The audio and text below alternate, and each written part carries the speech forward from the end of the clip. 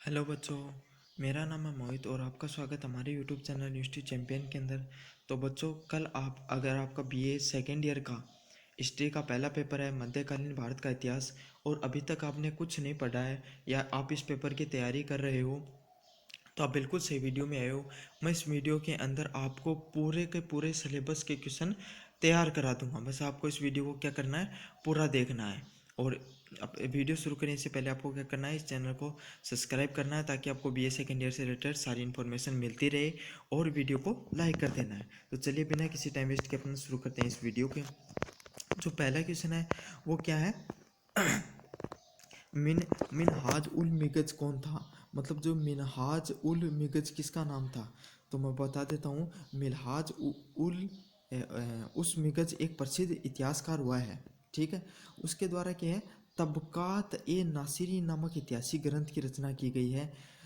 यो जो मतलब यो मिनहाज उल मिगज थो एक द्वारा तबकात नासिरी नामक ऐतिहासिक ग्रंथ की रचना करी गई। और यो प्राचीन काल में 1260 ईस्वी तक को सामान्य इतिहास वर्णित है। मतलब यो 1260 तक को इतिहास है ना, वो अपने किताब तबकात नासिरी के अंदर संग्रहित करियो थो। चलो ठीक है, दूसरो क्वेश्चन के ऊपर बढ़ना। चंगेज खा मंगोल कौन था? चंगेज खान मंगोल कौन था? पहले मैं पढ़ के बताऊँ, बाद में थाने के बारे में बहुत सी भी चीज़ बताऊँगा। चंगेज खान मंगोल एक महान नेता है, मतलब एक महान राजा है।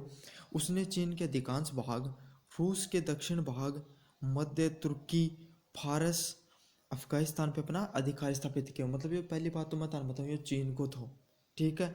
फिर चीन से आगे निकलते रूस, चीन से ऊपर जो पड़ा है वो रूस पड़ा है। रूस का दक्षिण निचला भाग पकड़ो। मध्य एशिया, इराक वगैरह पर अपनो राज्य करो।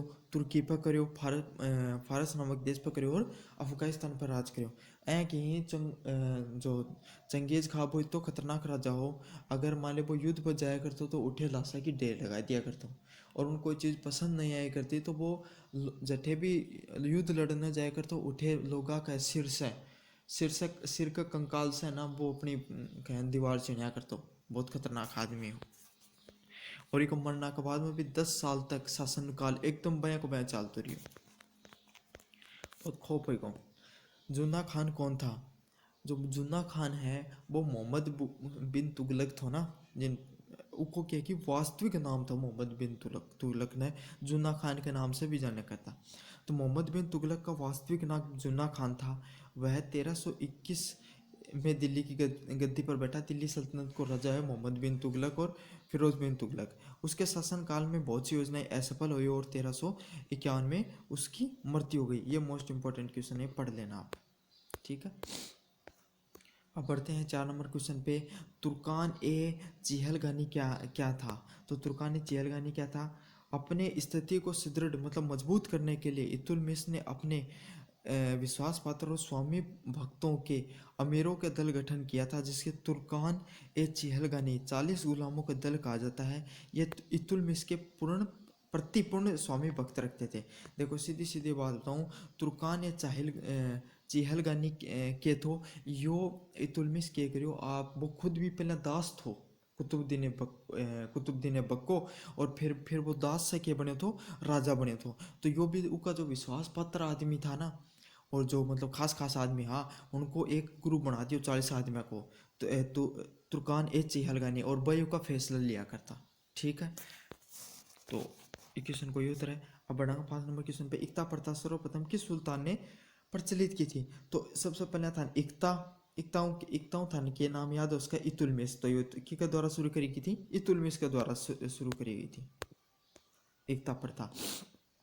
दिल्ली ने कुबत उल इस्लाम और अजमेर के ढाई दिन के झोपड़े का नामक मस्जिद का निर्माण किसके द्वारा किया गया था? कुबत उल इस्लाम और अजमेर में ढाई दिन को झोपड़ों कुतुबुद्दीन ऐबक का द्वारा करे गए थे। देखो कुबुक साहब कुतुबुद्दीन में कुबत आ रहे हो तो अपना पहला अक्षर यूज करके यो कुतुबुद्दीन कुतुब अल इस्लाम और ढाई दिन को झोपड़ा थाने भी रहा है अजमेर के अंदर, जी के द्वारा किसके द्वारा निर्माण किया गया था? कुतुबुद्दीन ऐबक के द्वारा। लोह और रक्त और लोह की नीति कौन से सुल्तान के द्वारा अपनाई गई थी? हम सब जानते हैं बलबन के द्वारा अपनाई गई थी, और ये सबसे मोस्ट इंपॉर्टेंट क्वेश्चन है ये वाला। अब बढ़ते हैं 8 नंबर क्वेश्चन की तरफ। मोहम्मद गुबा कौन था? मोहम्मद गवा जो बेमानी के सुल्तान मोहम्मद शाह तृतीय का प्रधानमंत्री थे। मतलब यो जो बेमानी है उनको सुल्तान थो मोहम्मद शाह तृतीय, उनको प्रधानमंत्री थो मोहम्मद गोवा। उसके शासन व्यवस्था में बहुत से सुधार हुए, उसने गोवा पर अधिकार किया। उसके समय एक विद्यालय और पुस्तकालय की उसने स्थापना करी थी। चलो पढ़ो, अबू फजल कौन था? मैं तो थे सब जानो, अबू फजल बहुत ही प्रसिद्ध इतिहासकार रही है जो बहुत सी रचनाएं लिखी हैं अपनी। अबू फजल शेख मुबारक नागौरी का पुत्र था। मतलब कि को पुत्र थे, बाप पिताजी को क्या नाम था? मुबारक नागौरी था। वह अकबर के समय एक प्रसिद्ध इतिहासकार रहा। मतलब अबू फजल अकबर के समय कोई प्रसिद्ध इतिहासकार रहे। उसकी रचित रचनाएं अकबरनामा और आयना ए अकबरी से अकबर के शासनकाल की घटनाओं का जानकारी मिलती है। तो थान के याद रखना, अबू फजल के द्वारा दो किताबें जो मुख्यतः लिखी गई, अकबरनामा व आईनी ए अकबरी। ठीक है, कौन सी? अकबरनामा और आईनी ए अकबरी। अब अकबर के ऊपर लिखी गई तो के शासनकाल के ऊपर के शासनकाल में क्यों हो अकबर की शोक हो उसका जीवन चरित्र के बारे में था ना बेरो पाटा है, याद रखनी है चीज़। अब क्या है? आयन ए अकबरी का क्या महत्व है? तो अबू फजल के द्वारा रचित करी गई आयन ए अकबरी हम सबने बेरो है में हमें अकबर के शासन प्रणाली के बारे में पता चलता है कि भाई बुकाया को राज काज कर्या करतो को शासन प्रणाली की मुख्य बात ही। इस ग्रंथ से अकबर के समय के राजनीतिक संस्थाओं के संबंध में उपयोगी जानकारियाँ मिलती है। ये इंपॉर्टेंट पॉइंट है। मतलब राजनीतिक संस्थाएं, मतलब भाई उके जो वो अपना वो व्यवस्था प्रशासनिक व्यवस्था के हिसाब सेट कर रखी, जिससा कि वो अपना विरोध ध्यान के हिसाब रहा कर तो वो के हिसाब संधि कराया कर तो वो इस सब चीज़ के अंदर बेरो पाटा है। मुंताक उत तवारीख तथा तबकाते ए अकबरी की रचना किसने की है? तो मुंताफ अल तवारीब और की रचना बदायूनी ने की है। किसने की है? बदायूनी ने की है। तथा तबकाते अकबरी की रचना किसने की है? निजामुद्दीन अहमद ने करी है। तो आए दोनों कुछ नाम दो थाने भाई याद ही करना पड़ेगा, हम तो कोई बोको नहीं। बैरम खां की भूमिका की थी? सरहिंद युद्ध में अफगानों को पराजित करने में बैरम खां का महत्वपूर्ण योगदान रहा। वह अकबर का संरक्षण तथा मत प्रधानमंत्री था। तो इम्पोर्टेंट था के याद रखना, जो बैरम खां थो वो कौन थो? जो अकबर को के थो संरक्षक व प्रधानमंत्री थो, सबसे बड़ी पोस्ट उसकी थी। उसने पानीपत के द्वितीय युद्ध में किसको पराजित किया था? हेमू को पराजित करने में प्रमुख भूमिका निभाई थी। अब था बैरम खां के बारे में दो चीज़ याद करनी है। पहली चीज़, बैरम खां के थो अकबर को प्रधानमंत्री व संरक्षक थो। उसने अफगानिस्तान को विजय करने में प्रमुख भूमिका निभाई तथा पानीपत के द्वितीय युद्ध में किन हरायो? एमुन पराजित करो। ठीक है। अकबर की राजपूत नीति के परिणामों के बारे में बताइए। तो अकबर के देखो, आप राजपूत था जो राजस्थान का, वह अपनी लड़ाई कौशल के लिए बहुत मतलब जाने जाया करता। तो अकबर के एक उनके साथ संधि कर ली, विवाह स्थापित कर लिया। ठीक है। संधि करणों के फायदों को, एक तो उन सबसे बड़ा फायदा हो कि आक्रमणों बच को कि बार बार है ना, जो भारत की जो मेवाड़ की सल्तनत थी, ये सब क्या कि दिल्ली सल्तनत पर लगातार अटैक करती रिया करती। तो ये चीज़ों बच गो। दूसरी बात यह कि वो उसकी सेना को प्रयोग करके सब कठे विजय प्राप्त करने लगो। देखो, अकबर के द्वारा राजपूतों का सहयोग तथा सद्भावना प्राप्त हो गई थी और राजपूतों के सहयोग से अकबर मुगल साम्राज्य के विस्तार में सफल हुआ। बहुत समझदार आदमी हो, सेना को प्रयोग करके राजपूत आके या फिर जो अपना राजस्थान की सेनाओं को प्रयोग करके पूरा भारत और विदेश ने विजय करने में वो सफलता प्राप्त करी थी। अब बढ़ापा 14 नंबर क्वेश्चन पे, दारा सिकोहा कौन था? दारा सिकोहा शाहजहाँ का सबसे बड़ा पुत्र थो। दारा सिकोहा और सामूगढ़ के युद्ध में औरंगजेब ने उसे पराजित कर बंदी बना लिया था और उसकी हत्या कर दी थी। मतलब शाहजहाँ को के बेटो थो और औरंगजेब ने बंदी बना के हत्या कर दी थी। ठीक है। और युद्ध को क्या नाम हो? सामूगढ़ का युद्ध। अकबर की सुले ए कुल की नीति का उद्देश्य क्या था? तो अकबर की सुले ए कुल की नीति धार्मिक सहिष्णुता मतलब क्या कि धार्मिक भाईचारा और एकता की नीति थी। सुलह कुल की नीति का उद्देश्य सभी धर्म के लोगों को स्थापित करना। अँ याद को मत भाई याद कर दो। सुलह कुल को क्या अर्थ है? सुलह करना तो थान सबने बेरो हो कि भाई कोई लड़ाई हो जाए सुलह कराया कि मतलब शांति स्थापित कराया करें। तो सारा का सारा धर्मा के बीच में एकता स्थापित करने की नीति थी। वाक्य थी सुलह ए कुल की नीति थी, ताकि सारा लोग एक जगह भाईचारा बन के रहे। बस यही ही और थे। अब तारे साबुवान बना के लिख दिए। अष्टप्रधान से आप क्या समझते हैं? तो जो शिवाजी थो ना, उसका द्वारा क्या है कि 8 मंत्रियों की ठीक है, नियुक्ति करी गई थी। तक और भाई 8 मंत्री है ना शिवाजी की जो राजकाज का अलग अलग डिपार्टमेंट का कार्य करता जाए, मतलब बता समझा दूँ। अपना कोई भी जिला स्तर पर सबसे बड़ो कौन हुआ है, कलेक्टर हुआ है। फिर कलेक्टर का नीचे अलग अलग पोस्ट हुए हैं। सबसे नीचे जिला स्तर पर कलेक्टर हो गो, फिर ऊपर जाओ तो अपना जो अलग अलग डिपार्टमेंट मिले हैं। सबसे बड़ी पोस्ट भारत में प्रधानमंत्री, फिर प्रधानमंत्री से नीचे चीफ सेक्रेटरी होया कहीं, फिर उससे नीचे आइया चलता चलता जिस सब बनाया गया आई आपका 8 मंत्री नियुक्त किया था। 8 दिन अष्ट प्रधान कहे जावे, ठीक है जी का सलाह पर कि शिवाजी के राज्य कार्य की सहायता व सलाह प्राप्त करने के लिए केंद्र में 8 मंत्री नियुक्त किए थे, जिसे अष्ट प्रधान कहा जाता है। अब पढ़ना 17 नंबर क्वेश्चन में, शिवाजी का राज्य अभिषेक कहाँ संपन्न हुआ था, इस अवसर पर उसे कौन सी उपाधि प्रदान की थी। तो 16 जून 1674 में रायगढ़ के अंदर शिवाजी को क्या हुए थे, राज्य अभिषेक संपन्न हुए थे। और उसे क्या गया अपन सब जाना कि छत्रपति शिवाजी के नाम से उन्हें जाने जाए। तो याद के रखना रायगढ़ के अंदर हुए थे 16 जून 1674 के अंदर, 16 जून 1674 के अंदर हुए थे। और छत्रपति को उपाधि प्राप्त करी थी। हम सब भी जाना कि छत्रपति शिवाजी के नाम से उन्हें जाना जाए। चौथ से आप क्या समझते हैं, चौथ मतलब एक प्रकार को के तो कर हो। आज चौथ नते समझो 1/4 से कुछ तार समझदारी है, तो यो भी के हो चौथ एक प्रकार का कर था जो पड़ोसी राज्य तथा राज्यों से जीते हुए आय का 1/4 भाग वसूल देता हो। मान लो कोई एक राजा है ना, एक राज्य है मान लो, या कोई जगह है, कोई भी जगह मान लो ए नाम की जगह है और या बी नाम की जगह है। तो ए नाम को राजा बी नाम की जगह से न जीत ली, तो जो जितेड़ो राजा है करतो ना वो बी नाम का राजा के कहते तू राजपाट तो कर, कोई दिक्कत को नहीं, मन तेरे राज से कोई मतलब को नहीं। तेरे राज से मन 1/4 जितनी भी कमाई हो है ना, तू जितना भी कर लगाओ मन तेरे को ना कि पाव या 1/4 इंग्लिश में क्वार्टर इतना है ना, मतलब के दे दे कर, मन दे दिया कर बस। वो उनके कहलाए तो चौथ कर के नाम से जाना जाया करता। मुगल पतन के लिए औरंगजेब की कौन सी नीतियां उत्तरदायित्व थी। तो देखो उनकी क्या नीति थी, औरंगजेब की धार्मिक नीति। मैं सबसे पहले बताऊं, देखो औरंगजेब क्या करो उनको माना कि वो एक बहुत कुशल वो थो, शासक थो, बहुत तगड़ी युद्ध शैली कराया करते, लेकिन उनकी सबसे बड़ी कमी की थी कि मतलब वो हिंदू विरोधी रियो हमेशा, और या दूसरा धर्म का विरोधी रियो। वो हमेशा क्या करा मंदिर तोड़ा दिया, जा कर फिर से लगा दियो, है ना। और मतलब ऐ की नीति अपना दी कि इन जो कोई भी धर्म का व्यक्ति वो अपना त्यौहार कौन मना सकें। तो इससे क्योंकि दूसरा धर्म का जो लोग था उनके अंदर क्योंकि विरोध पैदा हुआ, ठीक है। राजपूत नीति, वो क्योंकि राजपूतों को एकदम मतलब राजपूत या फिर जो राजस्थान के लोग थे उनको कट्टर विरोधी आदमी हो एकदम, और उनके साथ बार बार युद्ध कराया। यह बात है कि राजपूता की युद्ध शैली में कोई भी कमी, बहुत तगड़ा युद्ध लड़ा करता।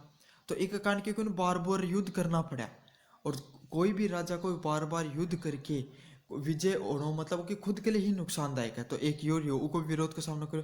औरंगजेब की दक्षिण नीति सेम ही नीति वो अपनाई कि उन दक्षिण का राजा के साथ अकबर की के फायदे तो अकबर अपने विरोधियन हराया कुन करतो, जदि वो उनके साथ युद्ध लड़ाया करतो, जब वो धर्म ही कुन मान्या करता, पहले वो कोशिश कराया करतो कि उन्हें संधि के द्वारा मना लिया जाए, और यही की समझदारी को के लिए वो एक महान सम्राट कहलाए। लेकिन तो मुगल की जो औरंगजेब की 3 नीति कौन सी खराब थी, औरंगजेब की धार्मिक नीति, राजपूत नीति व दक्षिण नीति। अब बढ़ो 20 नंबर क्वेश्चन, टका व जितल क्या था। मोस्ट इंपोर्टेंट क्वेश्चन है, कॉम्पिटिशन के एग्जाम देने के लिए बहुत मोस्ट इंपोर्टेंट क्वेश्चन है, बड़ी ब्राइड है। टका अकबर के समय चलाया गया था, जो चांदी का सिक्का था, ठीक है, जो जिनकी वैल्यू है 96 में रहती है करती। और जो जितल है वो तांबे के सिक्के थे, जिनको वजन 1 तोला के समान है कर। तो 1 तोला मैं बता दूं कितना, 10 ग्राम ने 1 तोला को हो जाए। तो टक्का की को है कर तो चांदी को, और जो जितल है वो की को है कर तो तांबा को, ठीक है। मनसबदारी व्यवस्था की थी, तो अकबर का इसमें जो मनसबदारी व्यवस्था लागू हुआ करती वो की थी। मनसब का अर्थ होता है पद, और पद भी किसा श्रेणीबद्ध पद। जहाँ मान लो पहले ऐसा ही हुआ है, फिर हेड कांस्टेबल हुआ, फिर कांस्टेबल हुआ, इन श्रेणीगत पद हैं। मतलब एक पहले बड़ो पद, फिर छोटो पद, फिर ऊन छोटो पद, उनका है श्रेणीबद्ध पद है कहीं। तो मनसबदारी को अर्थ पद थो। मनसबदारी व्यवस्था में अधिकारी कर्मचारियों के पद, वेतन तथा शासन में दरबार में उनकी श्रेणियों की प्रतिष्ठा का बोध है। तो जहाँ अभी भी आप मानसकान जो भारत में डेमोक्रेसी या फिर कोई भी राजतंत्र में श्रेणीगत ही पद हुए हैं, मतलब मनसबदारी का सही पद हुए हैं कहीं, ठीक है। तो वो मतलब जहाँ जहाँ ऊंची ऊंची पदा पर जाऊंगा तो उनको प्रतिष्ठा और कर्मचारी को पद और वो वेतन तीनों के तीनों बटा है, तो वही शब्द उठे आया कर। तो सल्तनत कालीन चार करों के नाम लिखिए। खराज, खम्स, जजिया व जकात, ये चार चार नामक के है कर ला गया करता सल्तनत कालीन में, तो ये याद करना ही था। जजिया कर के बारे में संक्षेप में स्पष्ट कीजिए। तो थाने भी बेरा जजिया एक प्रकार को धार्मिक बहुत हो करथो, जो कि गैर मुसलमान मतलब मुस्लिम धर्म के अलावा अनुयायी के अलावा जितना भी लोग है करतो उन पर लगाए जाए करतो। इम क्या है करतो, जो भी जो मुस्लिम धर्म के अलावा जितना भी लोग उकर राज्य में रिया करता, तो बके के अपना तीर्थ पर जाने के लिए भी वो कर देना पड़तो, और वह रह रहे हैं एक लिए भी कर देना पड़तो। तो जजिया कर के गैर मुसलमानों पर लगाए जाने वाला कर जजिया कर होता था। उनको उस राज्य में गैर मुसलमानों को उस राज्य में रहने के लिए व तीर्थ यात्रा करने के लिए क्या लगाया जाता था, जजिया कर लगाया जाता था। जात और सवार से आप क्या समझते हैं? जात और सवार यह भी एक मनसबदारी की पद्धति है। कहते हैं कि तो एक मनसबदार को, ठीक है, एक जात की पद की संख्या के अनुसार सैनिक रखने पड़ते थे। मान लो उनको पद की वैल्यू 3 है, ठीक है, तीसरा नंबर पर आओ, तो उन अपने पद के हिसाब से अनुपात में के सैनिक रखना पड़ा करता, वह क्या कहलाता, जात कहलाया करता। और जो सवार होया करता उन पद के हिसाब वो घुड़सवारी रखा करता। अब ત્યાં समझ लो सवार तो घुड़सवारी के आप सवार करना, तुम घुड़सवार शब्द आ, तो सवार में क्या होगा, अपना पद के हिसाब से क्या रखा करता, घुड़सवार रखा करता। अब आप हम बढ़ा अगला नंबर क्वेश्चन 24 नंबर क्वेश्चन पर कि भाई टोडरमल कौन था। टोडरमल क्या है, अकबर को वित्त मंत्री थो। वित्त मंत्री है समझो कि मतलब राजकाज से जितनों भी पिसो कर या राज व्यवस्था में जितने भी पैसा है कर तो वो रखे कर, तो टोडरमल के तो अकबर को वित्त मंत्री, तो उसने भू राजस्व व्यवस्था में महत्वपूर्ण योगदान दिया था। मतलब जो भूमि कर वगैरह पर जो व्यवस्था स्थापित करी थी टोडरमल को किया तो एक बहुत इंपॉर्टेंट महत्वपूर्ण योगदान था। अब देखो यही खास बात थी कि जो अकबर था वो अपना मंत्रिया के अंदर इन भी बहुत महत्वपूर्ण पदा पर रखा करतो, जिसमें अकबर बीरबल होगो, टोडरमल होगो, ये सब मुख्य नाम था। दीवान ए कोई तानसेन होगो। दीवान ए कोही क्या थी, तो दीवान ए कोही जो सल्तनत काली दिल्ली सल्तनत काल थी ना, उसके अंदर की थी कृषि विभाग को अध्यक्ष ने दीवान ए कोही कहा करता। अब तार याद नहीं हो तो मैं एक ट्रिक बता दूं, कोही ना आप कोठरी शब्द इससे याद कर सका। कोठरी तार सुनी होगो, मैं बता दूं, जो गाँव के बालक होने तो समझ में आ जाए किसानी करना ना, कि कोठरी भाव है कि नाज नूज रखा करी ना, अनाज खेती करने के बाद में अनाज धरण की जो जगह है उन कोठरी बोलिया करी। तो दीवाने एक कोठरी के कृषि विभाग को अध्यक्ष है करता सल्तनत कालीन उन कोठरी दीवाने को ही कहे जाए, और नहीं याद हो तो कोठरी से याद कर लियो। दीवान ए मुस्तक राज का मुख्य कार्य क्या था, तो अलाउद्दीन खिलजी ने दीवान मुस्तक राज नामक विभाग की स्थापना की थी, जिसके प्रमुख कार्य किसानों और अमीरों को कर वसूल करने वालों से बकाया रकम वसूल करना था। मतलब अलाउद्दीन खिलजी के द्वारा क्या करो गयो, एक दीवान मुस्तक राज नामक एक व्यवस्था स्थापित करी, जिनके जो किसान और अमीर लोग कर नहीं दिया करता ना, उनसे कर वसूल करने के लिए यो दीवान ए मुस्तक राज मतलब समझ लो मुस्तक राज नामक आदमी हो, वो को काम किया करो, जो अच्छा अमीर आदमी किसान है क्या करिया करतो, रुपया लिया करतो। याद कर लें। उलेमा कौन था, तो उलेमा वर्ग का समाज और राजनीति में प्रभावशाली स्थान था। मतलब एक प्रभावशाली पद है करते हैं अपना को नहीं, जिला की चादर कलेक्टर का है किसी पद मान लिया उलेमा को। सुल्तानों और अमीरों को कानूनी विषय तथा राज्य की नीति के संबंध में सलाह दे, ये कानूनी मुस्लिम कानूनों के विद्वान होते थे। मैं थाना बता दूं, जज को नहीं हुआ कि वो पोस्ट मान लो थे, या सेक्रेटरी की पोस्ट, हाँ सेक्रेटरी की पोस्ट तगड़ी होया करे। मतलब जहाँ कलेक्टर हो कि जो IAS बन के जो सबसे बड़ी पोस्ट हो भाई, पोस्ट हो है सेक्रेटरी की, थान बेर हो भी होगा, PA की स्टूडेंट हो, जो जिन्हें सलाहकार बोलियो जा है, समझ रहे हो, कोई भी प्रधानमंत्री को भी सलाहकार हुआ है, मुख्यमंत्री को भी सलाहकार हुआ है, तो ये उलेमा भी एक सलाहकार को पद होया करतो, ठीक है। दिल्ली की सल्तनत काल में उलेमा एक सलाहकार को काम कराया करता, जो कि राजा ने या फिर जो बड़ा बड़ा पद का अधिकारी होया करता ना, उन्हें सलाह दिया करता। और ये सलाह किस से रिलेटेड, मुस्लिम धर्म से रिलेटेड जो कानून आया करता ना, उनका एक ये मतलब ज़्यादा ज्ञानी था, ज़्यादा विद्वान था, ठीक है। थार समझ में आ गई होगी कि उलेमा समाज व राजनीति में प्रभावशाली स्थान तो ये सुल्तान और अमीर लोगों ने कानूनी विषय से रिलेटेड के कि राज्य के सलाह दिया करता, और वो कानूनी मुस्लिम कानूनों से रिलेटेड के था, विद्वान था। फरीदुद्दीन व गज ए शंकर चिश्ती कौन थे?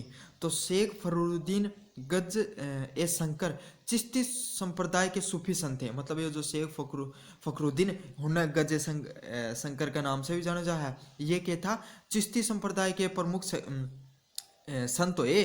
उन्होंने हास्य तथा औजेपन में सूफी धर्म का प्रचार किया और अनेक खानकाहें स्थापित किए। अब फटाफट 29 नंबर की संत पे निजामुद्दीन औलिया के बारे में हम क्या जानते हैं? ये भी एक सूफी संत हैं। निजामुद्दीन औलिया चिश्ती संप्रदाय के प्रसिद्ध सूफी संत हैं। तो जानो निजामुद्दीन औलिया ने, उन्होंने भारत में चिश्ती संप्रदाय का बहुत व्यापक स्तर पर प्रचार किया। वे उदार विचारों के व्यक्ति थे, मतलब बहुत बढ़िया विचार है क्या करता है ना। तो निजामुद्दीन औलिया कौन थे? एक सूफी संत हैं। बस स्थानीय याद रखना, बाकी तो तुम लिख दोगे कि भाई प्रचार उचार करें। चिश्ती संप्रदाय के 3 संतों के नाम लिखिए। ख्वाजा अब्दुल्ला, ख्वाजा मोहिउद्दीन चिश्ती जो थान में पढ़ाया है, निजामुद्दीन औलिया। तीनों का तीनों इंपॉर्टेंट है, ये क्वेश्चन भी मोस्ट इंपॉर्टेंट क्वेश्चन है। अब बढ़ा 31 नंबर क्वेश्चन पे, कुवैत उल इस्लाम के निर्माण किसने कराया तथा वह कहाँ स्थित था? तो कुवैत उल इस्लाम का निर्माण किसके द्वारा कराया गया था? कुतुबुद्दीन ऐबक के द्वारा। या दिल्ली में क्या है, मस्जिद है, कुतुबुद्दीन ऐबक के द्वारा 2 चीज़ें निर्माण कराए गए। एक तो इको कराया गयो कुवैत उल इस्लाम को, और एक डायद्दीन को झोपड़ा को। अब थे मना बताओ जो, अब आपको मैं एक क्वेश्चन बताना जिसका उत्तर था कमेंट बॉक्स में देना कि कुतुब मीनार को निर्माण के द्वारा कराए गए। चलो बढ़ते हैं 32 नंबर क्वेश्चन पे। शाहजहां द्वारा निर्मित 4 भवनों के नाम बताइए। देखो पहली चीज बताओ, शाहजहां है ना, वो अपनी कला स्थापत्य कला के लिए बहुत प्रसिद्ध है। वो बहुत बड़े बड़े किला है ना, मतलब मूर्ति कला को बहुत बड़ो प्रेमी हो। उसने अलग अलग बहुत सी निर्माण कराए। तो दिल्ली में निर्मित लाल किला को निर्माण भी शाहजहां के द्वारा कराया गयो। जामा मस्जिद को भी कराया गयो। आगरा में निर्मित ताजमहल तथा मोती मस्जिद का निर्माण कराया गया था। तो लाल किला, जामा मस्जिद, ताजमहल व तथा मोती मस्जिद का निर्माण शाहजहां के द्वारा गया। इनके द्वारा बढ़िया निर्माण कराया गया। तो और अकबर के द्वारा था बताना है कि कौन सी स्थापत्य कला कराए गए। तो शाहजहां के दरबार के 4 प्रमुख चित्रकारों के नाम बताइए। तो कौन सा आया? अब्दुल हसन, उस्ताद मंसूर, मोहम्मद कादिर व बिसंदास। तो ये शाहजहां के दरबार के प्रमुख चित्रकार थे। उनको के नाम है? अबुल हसन, उस्ताद मंसूर, मोहम्मद कादिर व बिसंदास। अब बढ़ा 34 नंबर क्वेश्चन पर, मुगल स्थापत्य कला की प्रमुख विशेषताएं क्या थी? देखिए थी मुगल स्थापत्य कला की, यो बहुत इंपॉर्टेंट क्वेश्चन है। यो मतलब तरल यो अति लघुरात्मक और लघुरात्मक क्वेश्चन हम भी आया करे। उच्च गुम्मद, मतलब ऊंची ऊंची गुम्मद होया करती। गुम्मद को क्या है, जहाँ मान लो यो एक भवन है, इसके ऊपर यो लगा दिया कर, हाँ थान देखे होगा मुस्लिम ये गोल सो जो बना दी ना, इन गुम्मद कही जा है। भवनों के चारों कोनों पर छोटे मीनार ये देखो यहाँ खड़ी होया करती है ना, मीनार बोलते हैं। पतले स्तंभ, निकुली मेहराबे, रंग बिरंगी पिचकारी, जड़ाऊ मतलब चित्रकारी, रंगीन चित्रकारी, सुंदर निकासी को अर्थ भी चित्रकारी हुआ है। भवनों की दृढ़ता तथा विशालता, बहुत ऊंचे ऊंचे महल बनाए। प्रारंभ में लाल पत्थर, जहाँ अब थे देख सको हो, लाल किला को जो कलर वो कहाँ को है, लाल पत्थर को प्रयोग करता। और सफेद संगमरमर का, ताजमहल को निर्माण सफेद संगमरमर से किया गया है। तो अधिकतर तो लाल पत्थर से भी किया करता, और जो ताजमहल के अंदर की को सफेद संगमरमर को भी प्रयोग करा करता। तो सबसे पहले क्या रखना है, देखो ऐ याद करो, जो कोई भी भवन बन निर्माण करे तो उन सबसे पहले छत आवा है। तो छत पर क्या, उच्चे गुम्मद, ठीक है। और फिर भवनों के चारों कोने पर पतले पतले, मतलब जो मीनार होया करती है ना, उन पर हम देखे होंगे कि लंबे लंबे खड़े रहे हैं यहाँ की, है ना। मस्जिद के ऊपर भी देखो ये चारों तरफ खड़े रहे। तो मान लो कि छत के ऊपर ही एक तो गुम्मद भी होया करती, और 4 पतले पतले मीनार होया करती। पतले पतले खंबा पर खड़े होया करते, मतलब सारो देने के लिए कि खंबा कराया करता।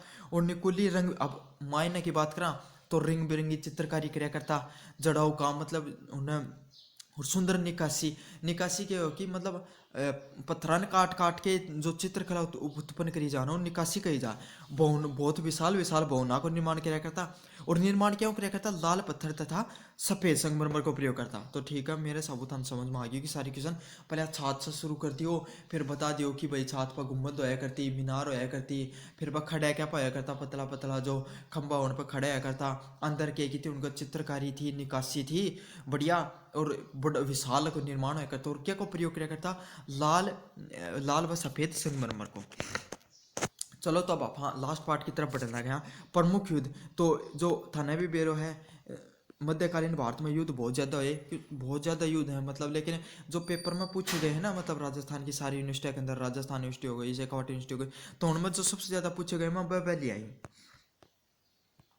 सबसे पहले है तराइन का प्रथम युद्ध। तो तराइन का प्रथम युद्ध का 19 लिख दिया है 1991 में मोहम्मद गौरी व पृथ्वीराज के बीच में हुए थे। ठीक है, जिम कौन विजय हुए थे? पृथ्वीराज विजय थे। तो पहली बात है यह याद रखनी है कि 1991 में मोहम्मद गौरी व पृथ्वीराज के बीच में तराइन को प्रथम युद्ध हुए थे, और जिनके पृथ्वीराज विजय हुए थे। पहले हम तो पृथ्वीराज विजय हुए थे, अब मैंने बता दिया मोहम्मद गौरी कौन सा विजय हुए थे और वो युद्ध कद हुए थे और उनको क्या नाम था। खानवा का युद्ध। तो खानवा का युद्ध 16 मार्च 1527 में बाबर व राणा सांगा के बीच में हुए थे। ठीक है, कि बीच में बाबर व राणा सांगा। राणा सांगा अपना मेवाड़ कोई राजा था, बाबर ने राणा सांगा को हराया था। ठीक है, ये याद रखना था। खानवा का युद्ध में हराया था और ये कद हुए तो 16 मार्च 1527 के अंदर। ठीक है, फिर है पानीपत का प्रथम युद्ध। प्रथम युद्ध की बात हो रही है 21 अप्रैल 1526 में बाबर व इब्राहिम लोदी के बीच में हुआ था पानीपत का प्रथम युद्ध। अब चौथा नंबर युद्ध चौसा का युद्ध। तो 26 जून 1539 में जो चौसा का युद्ध हुआ था, जिसमें की के बीच में था हुमायूं व शेर शाह के बीच में जो चौसा का युद्ध हुआ था। ये भी इंपॉर्टेंट युद्ध है, बॉली बॉली पूछो गया। सुमेल का युद्ध 1554 में शेर शाह तथा मालदेव के बीच में हुआ था। तो ये युद्ध हैं, ये बड़े इंपॉर्टेंट हैं। ठीक है, ताकि सुलह के वीडियो ये बताइयो कमेंट बॉक्स के अंदर, और वीडियो ना लाइक कर दियो। धन्यवाद।